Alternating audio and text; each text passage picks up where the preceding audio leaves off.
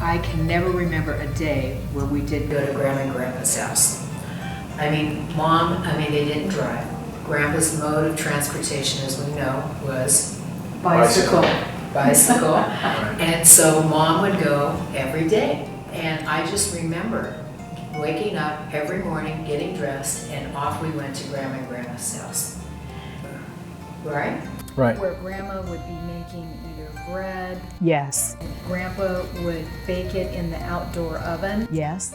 Or he'd make the focaccia, bake that in the outdoor oven. Right. And then the smell of the pasta and the gnocchis when Grandma would make that. You can't forget that smell. You can't. And remember, you knew it was Friday because she made pizza. Because we couldn't eat meat on Fridays. Right. And so she would make pizza. You know how some people would have fish? We always had pizza. Marinara. Marinara. It was fabulous. Yeah, my memory was lived back then in what was considered the suburbs, and it was far from Grandma and Grandpa's house, which was near Old St. Agnes Hospital. So we'd get in the car on Sunday, and every Sunday morning, and we'd go to pick them up because we had Sunday dinner together with our grandparents. And when we'd go pick them up, that picture is always there. Mom was always late, and Grandma and Grandpa would be standing out in front of their house, and he would be holding that pot of pasta sauce that Grandma had made for dinner that night. That's right. And you drive up, and he'd have his tie on because it was Sunday, and his nice shirt and suspenders, and that Italian stogie in his mouth, and then the hat and fedora, and then Grandma would have her nice Sunday dress on, and they'd both be standing there with that pot, and we'd drive up, and Mom would go, "Well, how long have you guys been out here?" Yeah. And then when I turned 16, it was my role to pick them up every Sunday and bring them home. I always felt there was like a rut in the road from here to 1231 Waterman Street. Remember their home on Waterman? Oh, yeah. And But Karen, where were they before Waterman Street? San Joaquin Street, Yeah, San Joaquin Street. which was near Chandler Airport. That was before we were born, though. right? Before we were born. And Mom would say about the San Joaquin Street home, she could hear the lions roar from the zoo at night. Oh, no kidding. Yeah. I mean, can you imagine that? But San Joaquin Street is where they became best of friends and like family with the DeLabios, Sharon Jackson's mom, Laura, and the Drysees.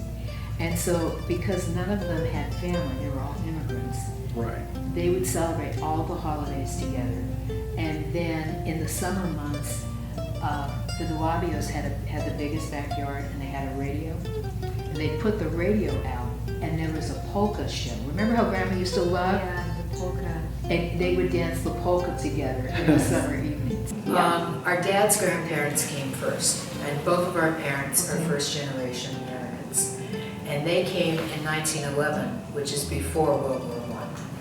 And our dad's dad was named John Bonadelle, Bontaddelli, and our grandmother was Clementina. And when they arrived, she got pregnant on the ship. I remember them saying that. And the first child that was born was a girl. And then shortly after they arrived, she got pregnant again, and this time they had twin boys. And remember, Dad would say, her father wrote back to Switzerland and said, "We now have twin boys." And they replied, "Well, you're much more potent when you get on Dragnet." And then she had twin daughters after that. That's right. And so then Dad is the youngest of the family of the 7. And then Mom's family, Grandpa came over first. And he came over like 1914. And he went first to Sault Ste. Marie, Canada, with Grandma's brother. Yes, yeah. And they left Abruzzo to go to Canada first. And then Canada was too cold, and he heard about a place in California where they had fruit like Italy. And Yes. so he came here And because the weather was more like it was more like Abruzzo weather. Right. Very true. But he loved to travel for Grandpa Tony, traveling was what brought him to the United States. And he loved America. He did. But for Dad's father, he came here because his uncle was farming in Monterey.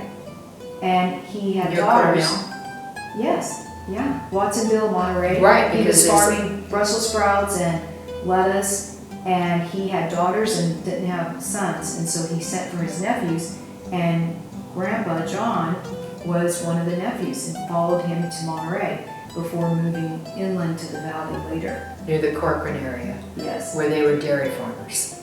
and grew tomatoes and other crops too, besides, in addition to the dairy. On his manifest from to the United States at Ellis Island, on the ship manifest, his name is Giovanni, What was it? which surprised me. Yeah, I did not know that. I did not know that either. And I was like, wow, I just have always thought of him as Dad and his father is John. And on the tombstone, his tombstone, it does say John. It doesn't say Giovanni. Well, and Dad, we were told, was like number 5 or number 6. Right. And so, but he wasn't, his birth certificate was John, not Giovanni. So technically, he wouldn't have been the 5th or the 6th. Right. Right. Yeah. I guess so. And of course, the first son was Primo, which Well, was no, Uncle Lee. Lee and Dan. But no, his first name is Primo.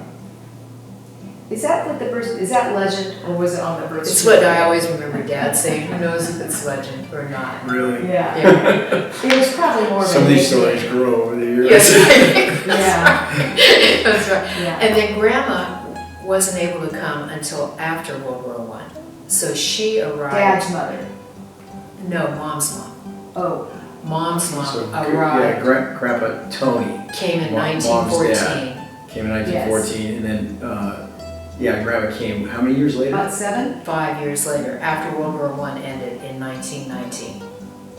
And she came with Uncle Al. He was 10. They had another child, Livio, who died when he was 2 or 3. Right. Yes. And so, and like you said, Paula, it was a very arduous trip for her on that ship, and she was very, very ill. A lot of motion sickness Mhm. on the ship. Right. Yes. Now, I remember it like She probably John. got dehydrated. Yes, on top of it, true. I remember it like John, that when she arrived, she was so deathly ill, and that she was taken care of by nuns, Italian nuns. Correct. But I thought it was in New York. So I remembered it that she made it, she passed through Ellis Island, and she and Uncle Al, who was 10 years old at the time, boarded a train to Chicago, but coming to California, but she collapsed in Chicago. And so they took her off the train and placed she and Al at the hospital, where there were Italian nuns that they were able to converse with. And from there, they telegraphed Grandpa Tony, who then took the train to Chicago, and they were there for about a month for her to recover from the dehydration and the effects of the motion sickness. And then after she recovered, they came to Fresno. That's how I remember it. Right. And he saved up enough money to buy 20 acres of fig orchard or grapes, I can't remember. I think it was a fig orchard, but he also had other crops there.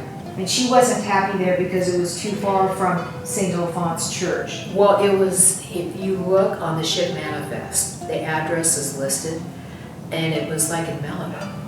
It wasn't in Fresno. Yeah, Well, it which was, is Fresno it was County. Fresno County. at the time, it Right. was, Yeah. And so imagine farm. what that would be like. And she felt it wasn't even like a town. And you know, you come from Europe where they have the beautiful cathedrals and the castles. in town square. And town square. Right, And so it had to be very remote. in a church. Yeah, the church, no church. You know, remember the other story Mom would tell about when Grandma came? And she's very ill, deathly ill. And so who does Grandpa see first but Uncle Al, who was 10? Right. And he didn't recognize him. Yes, Uncle Al had not seen him in like 7 years, even But though he was 10. When Right. Grandpa left for the U.S., he was like 4 years old, Right. Yeah. and so he wouldn't remember him. if he Yeah. hadn't seen him in 6 years, now he's 10. Right, Yeah, Uncle And he Al. didn't remember. right, I mean, Asked him who he was. Yeah. and he was like, this is a stranger, and it was very difficult for us, what would you call it? Reunion. Reunion, Yeah. thank you. Yeah, so Grandpa Tony had to tell him, I'm your father. Right, right. Can you imagine that? Well, Today? No, the story as I heard it was that because she was so ill in Chicago, that the Italian nuns at the hospital they took our uncle, and they were basically, watching him, Yes. for, days on end because she was recovering. Mm-hmm. And so he was with them, and then that's when Grandpa showed up, Mhm. and he didn't recognize him. Isn't that something? they said it took him 5 days by train to get. 5 days by train. Yeah. Oh, from Fresno to From Chicago? Fresno to Chicago. I would have thought trains were faster I then. know. It's just the story I've always heard. Yeah. But, maybe got exaggerated. But then he did sell the property where he first brought her to and moved her closer to St. Alphonsus Church. So since she didn't drive a car and he didn't either, they could walk to the church. Right. What street was that property? Was that the one on San Joaquin Street? San Joaquin Street. So that was like your first house? That was like their first house. Okay. And that's the one near the airport, Chandler Airport? Chandler Airport. And then why did they move to Waterman Street? Do you know? I don't know. That's a good question. I don't know if they felt, maybe Al was, had the furniture store, and Al suggested that they make the move to Waterman Street, and they had the backyard, he had the garden, I don't know. Wait a second, Waterman Street was walking distance to St. Alphonse Church. Was San Correct. Joaquin Street walking distance to there? I think so. It had to be, because remember Mom would always say the story that Grandma was always there every day for Mass. And she would be there for like the 6 a.m. Mass. And she'd be at the church steps at like 5:45 a.m. And the Monsignor would say to her, Mrs. Zansetti, I should just give you the keys to the church. I remember that. That was great. Yeah. And of course, we don't know as much about Dad's parents because they both passed away before Mom and Dad ever met. Right. But Dad's mother came over much later than Dad's father because No, they came together. no, Dad's father came here on his own with his great uncle. And then after he farmed in the Monterey area, he saved his money and decided he could buy 100 acres in Monterey and farm there, or 1,000 acres in Corcoran. Doesn't that sound like Dad? Yeah. So he went for the There's a common trait 1,000. there. There is a common trait. Common trait. So he went to Corcoran, that's what brought him inland, and bought that 1,000 acres of farmland inland, and farmed and had his dairy there. And then after he was settled in his business, then he was ready to marry. And so he actually returned to Switzerland, where he was from, and re-met Grandma, who was much younger than him, I think about 12, 14 years younger than him, I think you're right. and married her and brought her to Corcoran. So I mean, gosh, where they're from in Switzerland near Lake Lugano, it is so beautiful. And I can't imagine going from there to the Central Valley, which was so hot at that time and not being used to that weather. And flat. And flat. It's a complete She's opposite. there from the Alps. And Yeah. desolate. And desolate, yeah. Right. And even where Mom's parents were from in Abruzzo, they're not far from the Italian Alps. Lots of rolling foothills and mountain peaks there. Yes. So they came from a beautiful countryside Well- to come to more desert climate in the valley here. So it had to be a bit of a surprise for our grandmothers. Well, when we visited Semmelweekly, I mean, it is on the hillside. Sure. I mean, Yeah, it's it's so pretty. beautiful. Yeah. It is beautiful. Do you remember, Grandma would say when she first came and Uncle Al was small, they would go every Sunday together after church. She would dress him up and they would go to the courthouse park. You know where the gazebo is? And they would have a string quartet that would play classical music. And she would go with Uncle Al, and they'd be dressed, and they would listen to that every Sunday. So having that culture was important to her. And remember, she had a complete, we still have it, right, Paula? The complete collection of Caruso recordings? We do, we have her record albums. Because she loved the opera. Yeah, the Caruso. Yeah. Don't What know Italian what- name? You're right. The Michael Jordan of his day. Yeah, really. Yeah. Frank Sinatra. Frank Sinatra. Yeah. That's right. Yeah, good memories. Yeah. But that had to be sort of similar to the piazzas that they have in Italy. You know, each town having You're its right. little center, and there's always music there, especially on the weekends. And people after dinner or before dinner take their little walks, their evening walks to the town center, and that probably had to remind her of that part of her life in Italy. Right. Yes. Going to the courthouse on the weekends with the music with Uncle Al. You're right. Yeah. You are right. When I think of Grandma, I always think of her with rosary beads in her hands. Oh, Yes, me too. Yeah. Always praying. Always praying. Yeah, she and Grandpa would sit on that back porch, watch the sunset, and she would be saying her rosary. And he'd have his little Toscani cigar. Right. Do you remember when he lost that cigar?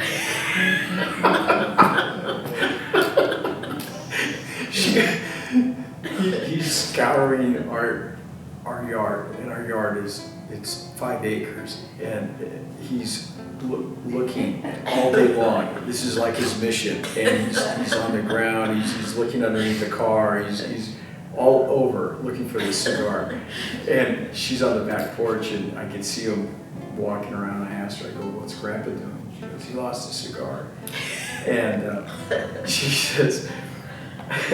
She goes, "Do you think that he would look for me like he's looking for that cigar if I were lost?" She was all put out. I don't know what to say. I'm like 10 at the time. Wait, how many years were they married? 70? Well, let's see, what year were they married? Grandma was married like about, I think they were married like 66 years. They were Yes, married in yes. 1908, right? I think so. They had their 50th wedding anniversary. In 1958. And then they had their 60th wedding anniversary. In That was here, John, in the 1968. back, it was Right. here in the backyard. Right. Right. And then Grandpa passed away in 73. 73. So if it was 65, they were married 65 years. Right. If it's 65 or 66 years. Well, we all have a ways to go. Yeah, yeah, we do. They were sweet. They were very sweet. Well, you're kind of the expert on Italy. Well, maybe Switzerland too. Okay, so the town that Grandma and Grandpa are from. So Dad's parents were from, both of them, Personico, Switzerland, which is at the base of the Alps right near Lake Lugano. So it's in an area, a region called Ticino, which is sort of the Italian section of Switzerland. And then Grandma and Grandpa, Mom's parents, they both came from Semovicoli, Italy, which is a part of the Abruzzo region of Italy. And each summer, Grandma's family would actually spend the summer in Francavilla, which is on the coastal side of the Adriatic Sea. So when it was warmer, they would be in like the sea area. So they weren't that far apart, but far enough apart that they wouldn't have met there. They had to Right. be here. Right, because Dad's village is near the border of Italy. Correct. Right. So the grandparents were all born in Europe, but then our parents were both born in California. Both first generation Americans. First generation Americans, yeah. Right. And of course, it was so fascinating for us to witness for the first time in 1972 when Mom and Dad took us to Europe for the summer so that we could meet our relatives and get to know our heritage. And first we went to Italy and met her side of the family, who Mom had great contact with. And so we were really able to get to know her first cousins who lived there and their children who were our ages. But her contact, which is different then, was littering. Oh, yes. Correct, yeah. And phone calls every now and then. Not as much, it was Yeah. Yeah, I was littering. supposed to- yeah. I Letter remember writing. she'd kind of light up when she'd get a letter from Italy. Right. And it was all postmarked, you know. And they would send photos of each Oh, other. yeah. And Yeah, and you know what was interesting about that was when the Italian cousins came to visit us here and we were inside our home and I pointed to a picture and I said, oh, and these are our grandparents that we share together, our great-grandparents. And they said, that's a photo of them? They didn't have the photo. Grandma had the photo because her parents took a picture of themselves with her younger sister, Zia Julia, the three of them, and sent it to her in America. And so none of them in Italy had a photo of them. wow. So we duplicated the photo and gave it to them and to cousin Alberto, who then made duplicates when he was back in Italy and gave it to all the cousins. It was the first time they ever had a photo. If they hadn't come to Italy, from Italy to visit us in California, we never would have known that they never had any photos of our great-grandparents. Isn't that something? Yeah. Remember when she left Italy for the United States, her dad gave her that beautiful rose gold necklace. And it had a compass in it with a heart. The compass was in the shape of a heart. And he wrote a card in there and it said, and maybe it was inscribed on the back, something about a compass so that you can always find your way back to my heart. Yes. I mean, how sad was that to leave and know that you're never going to return home again? And you'll never maybe see each other again. And they didn't. It did. It broke her heart. It did break her heart. Yeah. She gave up, Her beautiful life there. yeah, her family. It was very hard for What her. a circle. I know, but she always talked about them and she never got over that missing them and the She longing loved them dearly. dearly. Yeah. She talked about them a lot. Mhm. Yeah, she did. She really did not want to leave Italy. Grandma had a beautiful life there and so did Grandpa, but Grandpa was a wanderer. He loved to travel and, you know, when we came back from that trip in 1972, I asked him, why did he leave Italy? Because where they were from, it was so beautiful. And he just said, there's only one America. That's what One he was. America. Remember that. Right. He loved America. He did. Yes, he did. Yeah. He did. And, but both sets of grandparents came for the same reason. And that was a better way of life for their children and grandchildren. Right, there weren't a lot of, there weren't opportunities in either Italy or in the village in Switzerland. And when we went back and visited in '72, you could kind of have a better understanding why they left, because it was pretty, it's a very beautiful area, but there's not a lot of jobs, there's not a lot of, you know, businesses. It was just, you know, agriculture by a much smaller scale than what we're used to here. Yes. I mean, they were like almost garden farms, like without tractors and just a horse, you know, and a plow. Well, and of course, that was based on their terrain. You know, their terrain, Yeah. there's they're from the, you know, there's the Italian Alps and the Swiss Alps and lots of foothills, and so the terrain is really dictating that their farms are smaller in those areas. But of course, today when you go there, they're very vibrant areas with a lot of technology, insurance. Dad's family in the Swiss side, a lot of insurance there. They're in the medical business. So today, it's a different story. But yes, you're right. Back then, opportunities were smaller, Fewer. fewer. Yeah. Fewer. So I guess Mom and Dad met about 1951. Right. When he was working with the title company where she was an escrow officer. Right. She was she was working in Home Title Company. And Was that maybe more like 1950? well, they were married in 52. Uh-huh. And I think they dated about a year, and they were going to get married before then, and then her brother Al, as we know, took very ill. Yes, And so I think they probably met about 51. okay. And like you said, she worked at Home Title Company and she processed his escrows and worked on his land acquisitions. Right.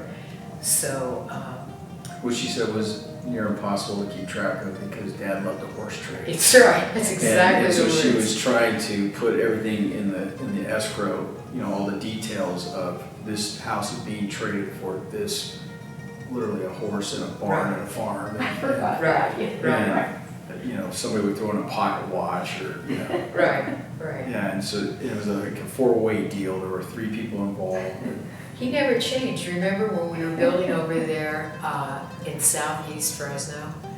I can't remember the location, but one day he comes home and he's got diamonds, rubies, Yeah. and sapphires. Yeah, Remember that? I still have one. I think I do too. I don't know how I ended up Keep with it, it. it's really a memory. Give it Yeah. to Lisa, my wife. Yeah, exactly. And I remember one time I was out in the sales office, and this man comes up and he says, "I really like your home, and it's between you and Bonadelle." And I said, "Really?" And I said, "Well, why are you considering him?" And he says, "He'll take my truck in as part of my down payment." And will you do that? I said, "No, I won't." I come home that night for Sunday dinner, and there's that truck in the backyard. Yeah. Well, he made the sale.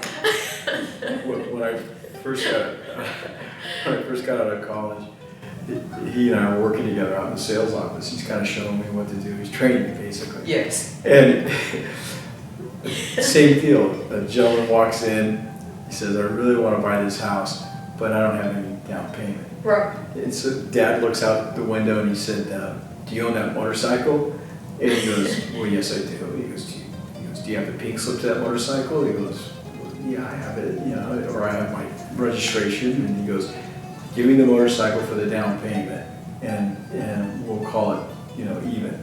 And so I'm looking at Dad, and I'm like, "We can do that." Yeah, that was Dad. Yeah, but Mom, as an escrow officer, you're trying to, you know, put in writing, you know, and keep track as a neutral party between the buyer and the seller, Right. and keep track of all the deal points. And she sort of did that throughout his life. She just kind of kept him in the lanes. Right. You know, and it got to the point where she picked out his clothes for him. Oh, yes. Every day. Right. So of course, building back then was so different than today. It was very localized. You know, you didn't have public builders at that time. It was local builders that were building and developing your community. So they were very forward thinkers in that era, the post-World War II and the early 1950s. Well, they were building homes for the servicemen and women returning from World War II. And I think they realized that they were at the forefront of a new industry and that they were very grateful to be a part of it and to be building the community. Yeah, I always wanted to ask Dad what he built. He started off building houses one at a time on an individual lot. And I never really put 2 and 2 together until recently. I was thinking that's a big leap to go from one house to, you know, maybe building 2 or 3 at a time on an improved lot to I'm buying the raw land. I'm going to entitle it. I'm going to build the road, put in the sewer and the water, all the services to the lot, and then I'm going to build the houses on top of that. And I never was really clear how he made that leap, because that's a big leap to go from one house at a time to I'm going to build 100 houses at one time. Well, he didn't It was quite, an evolution. it was an industry, evolution. within the industry itself. There Yeah, but were, not everybody who was building one house at a time made that evolution. but they somehow connected these home builders that were starting out together, the Wathen brothers, Oscar Spano, Threlkeld, and Workman brothers, and they would co-op their resources together. Right. Yeah. And so they did not have the resources to buy 20 acres and put in the infrastructure. So they would co-op, and then they would divide it up fairly, and they would say, okay, I'll take this street, you take that street, I'll put my models here, you put your models there. Right. And they would, and that's how it evolved. It So evolved. then eventually they were able to go on their own. Right, but there was only a few that figured out how to make that leap. There wasn't, whenever Dad talked about the history of home building in Fresno, he always threw out like 4 or 5 names. There was never, oh my gosh, there's so many builders. Right. One time, I know, and you guys experienced this also in the early 2000s, I think there were 45 home builders in Fresno, and they were all mass. Yeah, they were all mass production builders. Correct. You couldn't even remember all their names. There You were so couldn't. There was many. a home builder on every corner. Yep.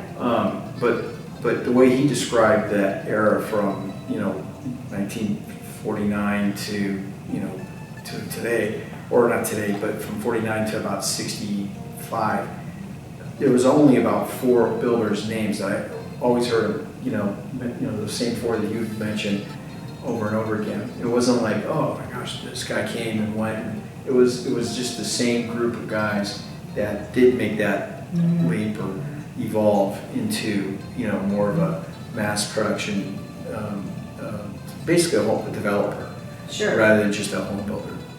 Well, and Dad's mentor there really was Oscar Spano. Absolutely. Oscar Spano was pretty much preceded Dad by maybe a decade. Right. And gave Dad a lot of mentorship there. And then Dad started partnering with Spalding and Richard Wathen and Threlkeld and Workman and started pulling their resources together to start to develop communities. And then they evolved from there where they branched off on their own. They really saw themselves as a brotherhood. Were they Sure. competitors? Absolutely. Right. But they saw themselves as a brotherhood, and they had the utmost respect for each other. Yes. Back when they were first starting, everybody had a VA loan because of having served in the war. And the VA office was located in San Francisco, and Oscar took Dad and Spalding Wathen and introduced them to all the people at the VA office that worked on the Fresno transactions. Right. All And the said- loan processors. Yeah, these are 2 up-and-coming home builders in Fresno. They're good builders, they're good guys, you should help them out. I mean, think about that, they were competitors, Right. but they helped each other. They had great respect for each other. Great respect for each Yeah. other. Well, they were all risk takers because it was a real risk to go and put all your money down on a cow pasture, and you're going to develop this thing and pay for the roads to be developed. It was a lot of money. It was all their money. It was all the money they had, and so I think that they had that respect because they knew what each family was going through to take that jump from I'm just going to build a house to I'm going to build a road and I'm going to build 10 houses on that road or 20 houses at the time. And I think they saw each other as pioneers as well. Yeah. They were pioneers. They were pioneers. In Fresno at the time. Yeah. Right, and they all had, as I remember them, they all were passionate, and they were exciting. I mean, they shared that. Right. Those common And traits. hardworking. Oh, Yeah, that's they're all right. workaholics. Long hours. That's right, Yeah. long hours. There was nothing for, the story of Dad, one of the first houses he built and sold, he told me, it was a nice sunny day and I had my shirt off and I was putting the roof on myself. Yeah. And he was up on the roof and somebody walked up to him and asked him if that house was for sale. And he goes, I sold my first house and I didn't have a shirt on. It sounds Okay. when he went to buy Mom's engagement ring, and they went to Mr. Shields, remember Thistle Wade and Shields, and they were on the Fulton Mall. And because Bob got my engagement ring there too. And he says, I'll never forget your father. And he came in, and I said to him, well, what do you do? And this sounds just like Dad. I'm just a hammer and saw man, hammer and nails guy. He's very casual. Well, that's how you started out. That's how he started out. You were talking about earlier how they would, the different builders, or original builders in this town, would pull their resources together and carve up, well, we put this road in, you take these lots on this side, you take these lots on this side. So Dad always told the story that near Cedar Lanes that he built on one lot, Spalding built on, Wathen built on one lot, he built on another lot. And I just thought, I'm missing some part of the story. That couldn't possibly how they did it. I mean, how do you say, oh, well, the even numbered lots are mine and the odd numbered lots are yours? Right. Like lot number 1 is Bonadelle, lot number 2 is Wathen, and so forth. I thought, there's no way they could have done that. You'd have, every other house would be a different home builder. So about 10, 15 years ago, I was out in the sales office, and a gentleman walks in, and he says, hey, I'm interested in buying one of your homes. So I'm talking to him, and I said, well, he says, I just sold my house. So I said, well, oh, that's terrific. I go, where was your home? He goes, it was near Cedar Lanes. He goes, you should know the home. I go, why should I know it? He goes, well, your dad built it. I go, oh, okay. I go, that's great. I'd like to hear that, And he goes, yeah. He goes, but it's the strangest thing. He goes, my neighbors on either side, their home was built by Spalding and Wathen. And I thought, they really did do that. They would divide up the lots and odd number, you're odd number and I'm even. And He always said that. he did always say that, but I just thought, it couldn't. I mean, maybe you take these 10 and I'll take this side of the street, but it just seems so strange to me. And when he said that, I went, I know exactly where you're going with it. Right. And then Mom went off to Catholic school, and her brother Paul. And she knew Spalding and Richard Wathen because they also went to St. John's. And Della. And Della, Spalding's too. wife, because they all went Correct. to the same schools together, St. John Elementary and high school. High school. And that was very important to Grandma, that her children have a Catholic education, which Grandpa did provide for her. Yeah. And then from there, she went to community college. She got her AA degree. And then she worked at Hammerfield. Correct. Where was Hammerfield? I think. President Airport. Yeah. Okay, but she also worked somewhere during the war in the Bay Area, wasn't it? No, it was Sacramento. Sacramento. She started off at Hammerfield and the Army transferred her up to Sacramento. Okay, that's where she lived with Colangelos. Correct. Who they met when they lived on San Joaquin Street. Yes. Yes. And then the Colangelos moved up to Sacramento. So she lived with them. Correct. Okay, I do remember now. Right. But where was it that she was working there? Was it like, It was for the Army. Hammerfield? It was for the Air Force. Right. At the time, it was the Army Air Force. Right. And then she came back and she was still working at Hammerfield. The war was ending, she could see that. So she decided to leave. And Nancy Dreisey was working for Manchester Mortgage, Chet Bergfeld, who financed all of these home builders. Right. correct, Chester did, And he is the namesake for Manchester Center. correct. They were all playing poker one night and they said, we need a name for the shopping center because they're all building homes around it. And somebody said, well, Chet's financing it and he's a man and his name is Chester, Manchester. And that's how they got the name. I never knew that. Yeah, that's true. Actually, Chet owned the whole shopping So center. maybe so, and then Yeah. that's how they But got it was- the name. It's true though, during that poker game, someone Yes. said, name it Manchester. Name of Manchester, Yeah. yeah. So that's how they got the name, but what was I saying about, So Nancy Dreisey Oh, worked Nancy. for Chester Bergfeld. she worked for Manchester Chester Mortgage. Bergfeld, and she said to Mom, there's an opening at Home Title Company. And Pauline, you have the secretarial skills, you know dictation, you might enjoy this. And so she went to work at Home Title Company for Mr. Wilson, Phil Wilson. Right, And she always called him Mr. Wilson. right. And she loved it. And that's how she met Dad. Beautiful story for Yeah. us. And he introduced Mom to Dad, and he said to her, Pauline, I've got this young builder I'm doing work with. He and Spalding, but John is single. He's a good guy. And He set them up. he set them up, right. And then she said she was at Rainbow Ballroom. Remember Rainbow Ballroom? She used to love to go there. Right. And she was there for a dance, and he came up and he asked her to dance, and then he asked her out for dinner one evening. And that's how it began. Yeah, they went to a Fresno State football game on their first date. And At Ratcliffe Stadium. At Radcliffe Stadium, Right. and then you Yeah. remember where you took her also for dinner? Yes, Estrada. Estrada. Estrada's. Yeah, so we went from Estrada's dinner over to Radcliffe Stadium. Right. Which Radcliffe Stadium at the time was probably on the outskirts of town. Yeah, you're right, John. I didn't think of that. Yeah. You're right. And then they would be building a little bit north of that. Boy, don't you miss Estrada's? Oh, I sure do. I It thought was of so that. Great, Yeah. Yes. that is a miss. My dad would say all the time, he was very proud of the fact that he could build a affordable home, that the men who built that home, the carpenters, the plumbers, the electricians, could buy that home. He took a lot of pride in being a first-time home buyer, home builder. And he saw all the GIs, he was in the Army, he saw all the GIs coming back from the war. And he loved being able to build them and provide them their shelter. And he did take a lot of pride in that. He put his name on the company. That was his passion. It really was his And passion. he saw home building as a noble cause.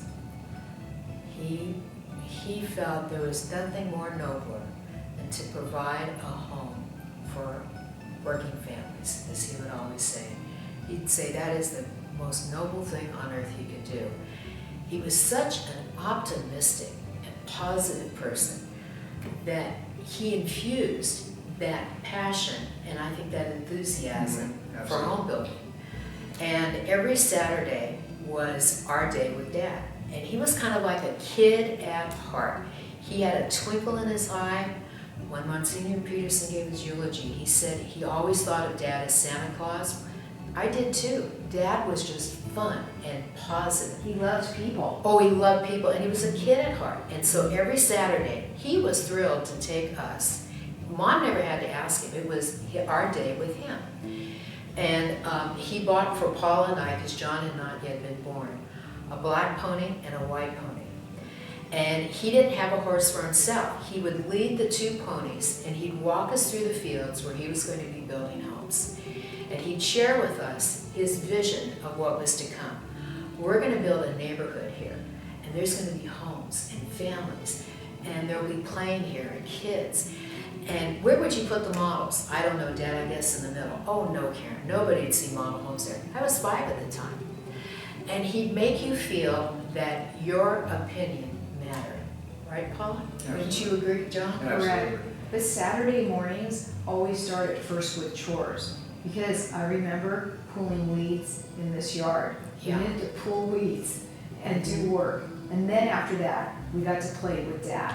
And so his playtime with us were horses. We'd go horseback riding. Horseback riding. John, did you horseback ride too? Or was that just Karen and I? with That was Dad? just you and Karen, because when I came around, playtime meant we're gonna get in the pickup and we're gonna go check the jobs. We'll bring a shotgun with us and we're usually on the outskirts and we'll go out in the country And hunt. afterwards and hunt. And hunt. When I got older and I was starting to drive, then Saturdays became, we're gonna go look for land. And so we drive around looking at parcels where he was considering buying. And if I couldn't drive at that time, then I'd have to write down The notes. the notes. Yeah. And then when I got to drive, he'd write down the notes. Yeah, But yeah. that would evolve. He always said, you cannot have a car if you have to have a notepad and a pen in your car. at Yes. all And a times. camera. And a And a camera Yeah, that and a takes camera. pictures. For me, he Right. just kept saying, Yeah. if No, he you're were right. if he was in Yeah. my car Yeah. and we'd be talking, he goes, "That's a good idea. Write it down. Write it down." And I'd open up my glove box and there wasn't a pen and a pad of paper in there. He would flip out. Well, how about, do you remember? He never let us have the radio on. No. He'd turn the radio off, and I'd say, I like that song. And he'd go, no, I want to visit with you. I want to hear Yes. what you're doing. Yeah. You can listen to that anytime. Right. And that was Dad. But Right. it's true, even at young ages, he was always talking to us about work, not Always. preaching to us, No. but just explaining what his vision was and including us with it. Yes. But he would ask us, Yes. where would you put the model homes? Or we'd go driving around with him and he would stop at competitor builders and he would say, count how many cars are there. Right. You have to write it down. Yeah. And then he would go to his model homes, and okay, how many cars are here? Right. Who had the most cars? I Right. mean, we were always learning along Right. the way. Or I think my favorite part is when we would go with him after church on Sunday before the 3 o'clock pasta family dinner. And we would go to the model homes with him. You and I would each take a model home of our choice, and that was our house. And then we would ring the other one's doorbell and say, would you like to come for coffee or tea? And then we'd go over to the other one's house and we'd be playing tea and coffee, and people would walk in to tour the models. Customers would walk in and we'd say, oh, would you like coffee and tea? And we were playing in the model homes. Yeah, he'd let us do that. Yeah, And so we just sort of grew up in it. To us, it was normal. it was not, and no family vacation was complete unless we toured model homes. Right. So if we are, regardless of where we were at, remember? We'd go Oh, and yeah. tour model homes and they'd be looking for ideas, he and mom. Mom would say, John, this is something new, this is a good feature. Or dad would be looking for Right. something, maybe a new product. And it was just part of our lives, Right. No matter what city we were at, you know? and then find a model home complex. Right, right. And you're right, Paula. On Sundays, I remember after church, Sunday dinners in church, he'd say, come on, this is Dad's terminology. We have to go check traffic.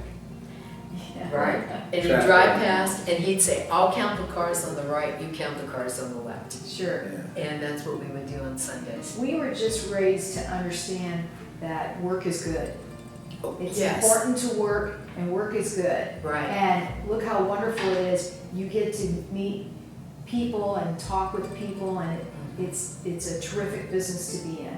He had a real passion for helping families gain equity for themselves instead of gaining equity for a landlord.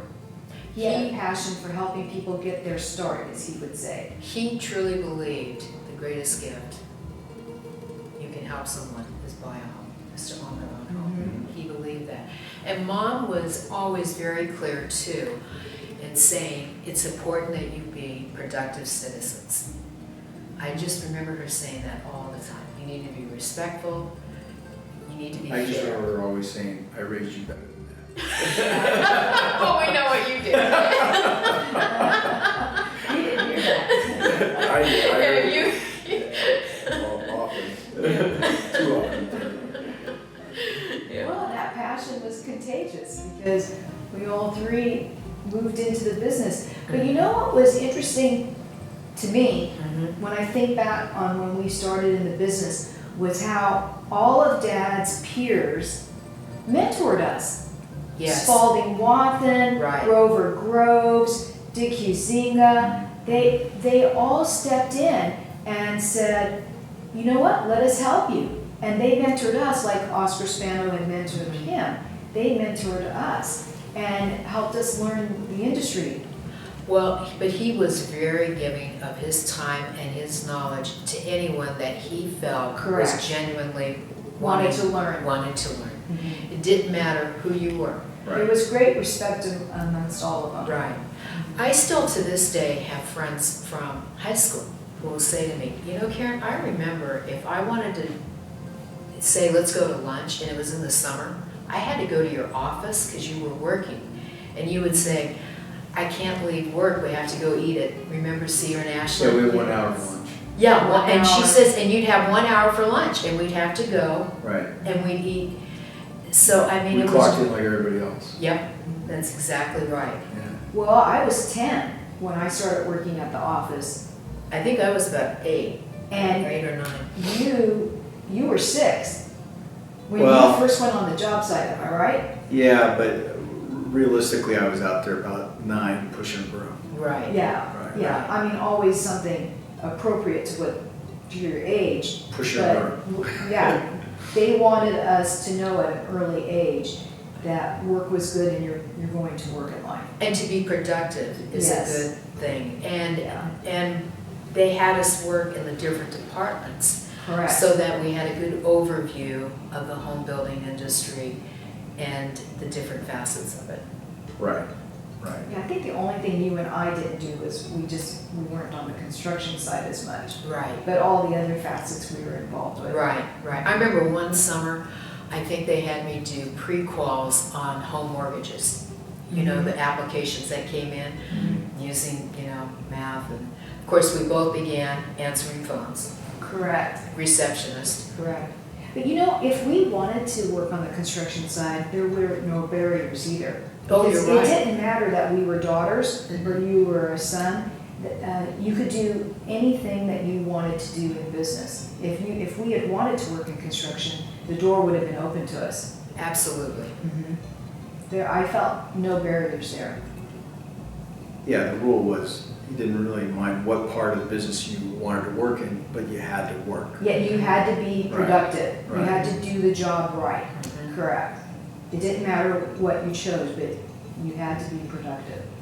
I remember when I came back from college and I said to Dad, well, I don't know if I want to build homes, very foolishly speaking, maybe for first-time home buyers, maybe, custom homes. And he said, pet nickname, why don't you let me teach you what I know, and then you can change it any way you want. Oh, yeah. And boy, was that the best advice I ever got. And I think another basic rule that Dad always emphasized, and it's right, pay your bills on time. Oh, yeah. Yes. It sounds simple. Pay your taxes, pay your team, then pay yourself. That was always the rule. Right. That's right. So my best memory of what Mom and Dad gave us was love. We knew they loved each of us unconditionally. They were our biggest supporters and our biggest fans. If we did something wrong, we were going to own up to it. But no matter what, they loved us. And they both loved people and always had people at the house. We were always having fun. We worked hard, but when work was done at the end of the day, we always had fun with lots of people. So it was full of happiness. Our home was full of happiness and full of love. That's always my recollection. I would wholeheartedly agree with that. And I've often thought that they had that Mediterranean graciousness that came from Europe. Warm welcome. It was a warm welcome. Anyone was welcome into that home. And it started with Grandma and Grandpa, and I'm sure Dad's parents as well. But you were welcomed into that home, and they wanted to greet you with homemade food, and they wanted you to feel welcome. And Mom and Dad carried that tradition on. Yes, when people were at the home, the refrigerators were opened up and all the food, the fruit was always brought to the That's table, right. always offering friendship and food Yes, to family and friends. yes. I mean, that's always what I think of. I mean, when you went to their home, what's the first thing they'd want to say to you? Are you hungry? Right. Yes. But I agree with Paula. We knew that we were number one. We knew that we were most important in their lives. And I would say to my children and grandchildren, family comes first. Absolutely. And unconditional love. Yeah. I think it says a lot about, I would tell them it says a lot about their life. And that the three of us are basically following their path in terms of not just our careers, that we all are, three are in the home building business like them, but with our families. We're all three married, children, Catholic faith, just like them. And I think that says a lot about, how good they were at family, at parenting, and grandparenting. Yes, because even the grandchildren have all entered our individual businesses. Right. They would love to know A that. whole nother generation. Correct. Yeah. Well said, John. So what would you say to them? Oh, the same thing. That's exactly what I was thinking. Right, for both of them. That the example that you said, as you said, faith, that was always Very important. And family, hard work, it's continued on today. I always remember Dad saying, how many times at the dinner table, a man who's successful in work, but is a failure with his family, is a failure in life. Remember that? Absolutely. Mhm. Yeah. Absolutely. And so. I still say that. Do you? Oh, absolutely, yeah. Yeah. And so I think that they would be very pleased to see that those traditions and the values that they taught us are being carried on not only with us, but their grandchildren and great-grandchildren. Right.